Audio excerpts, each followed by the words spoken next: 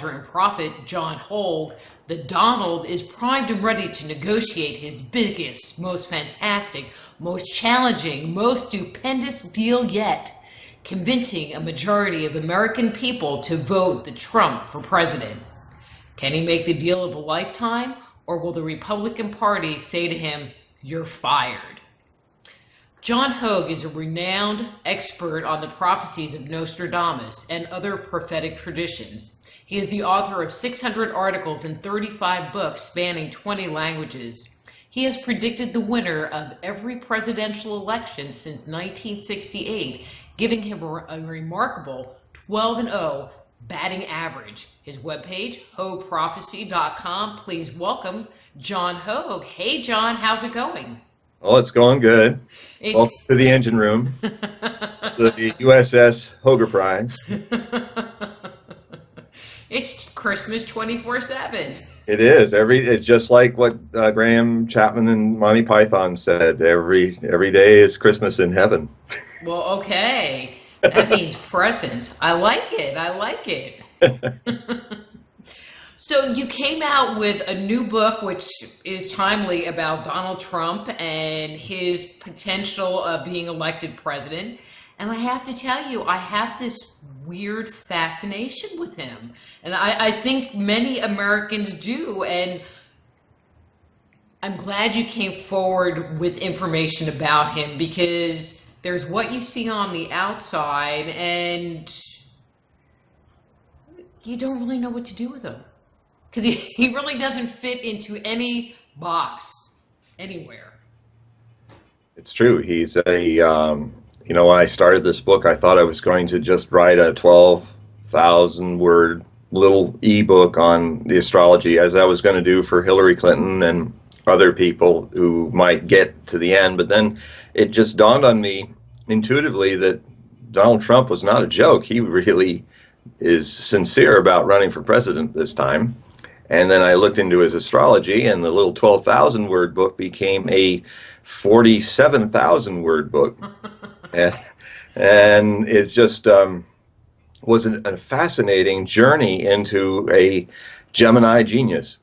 And that genius in that he is, as far as promoting himself, as far as developing real estate, which the astrology said he was like born for that. He has all the signs in the 10th house and others of being a real estate mogul, and also with his very powerful Neptune connections to his Gemini sun, his Sagittarius moon, and Leo rising.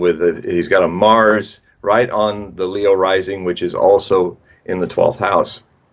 So that gives him this mystique that you feel, that Leontine outer expression that makes people love him or hate him. Everybody stops what they're doing to see what the Donald will do or say next.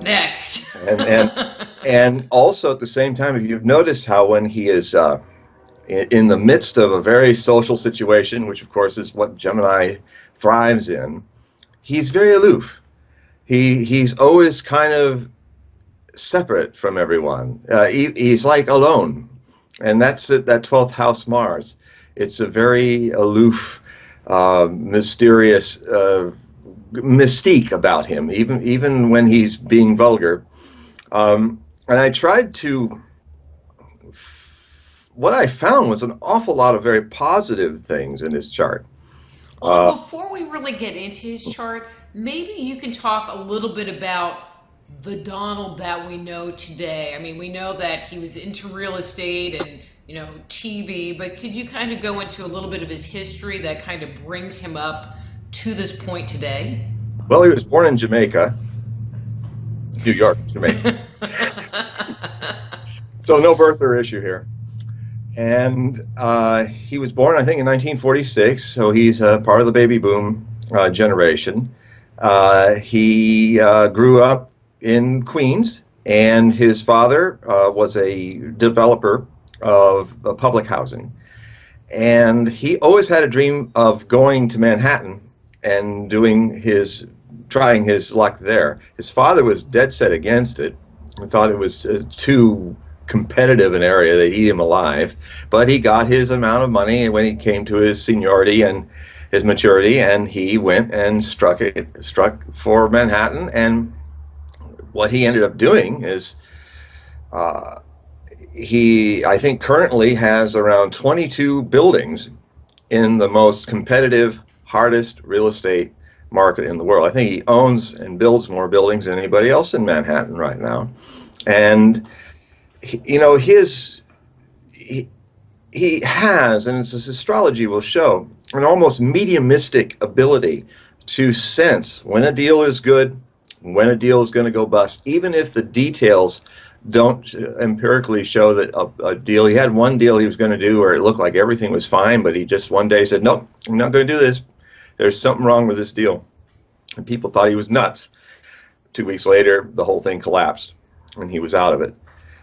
His timing in business, his ability, he uses that Gemini 10th, that Gemini energy tied to his Uranus that makes him unpredictable and surprising in what he does, especially when he's doing deals. He's also done something that makes him uniquely a parallel karmically to Ronald Reagan. And he is kind of a karmic echo of Ronald Reagan. He even lifted Ronald Reagan's motto for his campaign. Reagan said, "Let's make America great again." Donald cut the "let's" off and said, "Make America great again." And he admits he took it from Ronald Reagan. So the thing is that, like Reagan, Trump comes into this arena already well known as a celebrity. Reagan was a famous movie star who then did TV star, and then he ended up as governor of California, politically well known. Donald Trump, though he's never been a politician, he has labored with some of the toughest political minds and animals that you can ever find in the Manhattan area. And what surprises me very much about the people who write about Trump or presume to be pundits in politics about Trump is how I don't think many of these people have read Donald Trump's many books. Now, he has multiple books. Has multiple books. He's probably in about 4 of them over a 20-year period. He's evolved his ideas about what he would do as president. And agree with him or not, anybody who says that he hasn't offered a lot of details about how he would run the country is just an ignoramus playing pundit. Because he has probably more ideas down on paper, documented, than anybody else that's running. And I read those books. I also read the book I jokingly call Mein Trumpf, the Mein Kampf, which is the Art of the Deal. It's a very interesting book. And in that, he really opens his soul up. It tells about the positives and negatives.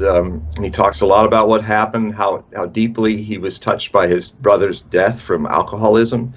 And it's one of the reasons why he's a teetotaler. And, you know, there's a lot of, in the chart, there's a lot of things that motivate him that are kind of unrequited subconscious traumas.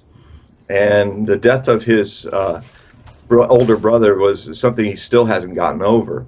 And he talked about it. He talked about things about life and his philosophy about how the more wealthy you become, the more precious. Life is precious and short, and it's very fragile. And you might say with success and more things and more wealth, I feel it's even become more fragile because the higher you go, the farther you can fall. He understands that. He has run his businesses in an incredibly frugal way. He is not a money waster. I mean, I don't think he's hardly even spent any money yet in this political campaign. He's just created a media interest, his positive hyperbole, as he calls it, creating an excitement that he just steps back and lets all the news agencies try to figure him out. And I'm going to make a comment on that. If you watch the news at any point in time and they're talking about the election and debates or whatever, they say, "Oh, no Donald," and they diss him, but they don't really talk about anybody else. You know, they might throw a Hillary in, and they might throw, you know, a Chris Christie in, just as like a side note, but then somehow they seem to loop around back to Donald, and as they say, bad press is better than no press, and so he is constantly at the top of the news when talking about the election. Here's a couple examples of what is just absolutely brilliant about his promotional acumen. I stumbled in on a O'Reilly factor one day because Trump was going to be on, and he was out in Scottsdale, Arizona, in a huge hangar. It was full of about 10,000 people. And rather than do O'Reilly before the rally, he wired it up so that he was sitting with the entire hangar full of people behind him, like a sea of people. And he was sitting there talking to O'Reilly, and they fed it through the entire hangar. So everybody, 10,000 people, would react to whatever was being said by either man. And it was just like an amazing bit of media savvy to there is Trump and a sea of people behind him. You know, it's like those pathetic ways in which George W. Bush tried to do the same thing, but it was so staged. I mean, he'd always have, talking about police, he had an army of police, talking about, and then he'd have signs that had little witty little litanies pasted all over it, so that if you noticed it, you'd say, oh, I guess he means me to think this way. I mean, it was just so obvious that even a caveman could figure it out. But Donald Trump didn't do that. He kind of did the same thing, but he just had the whole crowd behind him and just being themselves and him talking. And when O'Reilly would play numbers on him, 10,000 people go, boo! You know, right? It was great. And Donald just be cool going, you know, and is that him, you know, setting these things up? Is that him, or do you think he has a staff that really is great? Well, as what I've noticed, I think one of the most amazing things that makes him even more interesting as a media personality coming into politics than Ronald Reagan is that Ronald Reagan was just acting. Donald Trump was street acting. More, in his reality shows. I mean, he set up a staged boardroom first in Apprentice and then in Celebrity Apprentice. And I got to a point watching those shows that I would just wait until the last 20 minutes of the show, because that's when I knew that these idiots that were going after each other, that these grown-up children would have to then sit in the boardroom, and then there'd be Donald just quietly looking, having either Ivanka, or one of his sons, on either side flanking him, or this old grizzled businessman that he used to work with, and it was just amazing to see how he didn't say much. He would look at it, but when he said something, or ask through softly with a question, that kind of aloof voice that he has, that's that Mars 12th house. It was so incisive. It was so like, wow, he's just got right down to the core of what's going on between person A and person B. And what are they going to do with it? And I think everybody saw a little bit of what Donald Trump must be like in a real boardroom. And the thing is that being a Gemini, he's a crowd. I dedicated my book to two people who were beloved people of mine, a former lover and my older brother, who are both Geminis. So, I dedicated the book to them, saying that they taught me how to fall in love with a whole crowd of people and just two people. And my brother responded, and I used his response in the dedication, where he said, and on Facebook he wrote back and said, well, part of me is excited. One part of me is excited. The other part of me is giggling, and the third part is just our imaginary friend. So, the other person But that's one of the things that I've seen about Geminis, is that there really are like two people in that one body. And so when we look at Donald, do we actually see these two separate people? Yeah, and also what Geminis, some of the cleverest ones, and I often in the book go back to comparing Donald Trump to another famous controversial Gemini, Richard Wagner, the opera composer, who most people can't get past his anti-Semitism, and see the genius, the mountainous genius that this man had. I mean, he was absolute revolutionary. He transformed, the Tristan chord when he wrote Tristan and Isolde in the 1850s. If you were listening to music that was being written around the same time, it was so ahead of its time.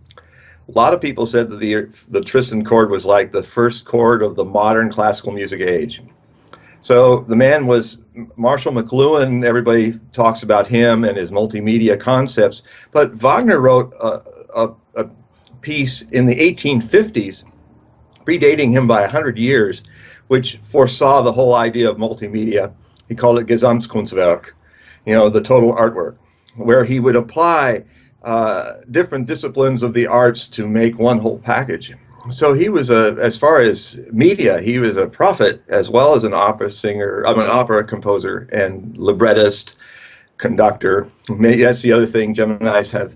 They can do many different things. Hi, this is Dr. Rita Louise. We hope you've been enjoying the program today.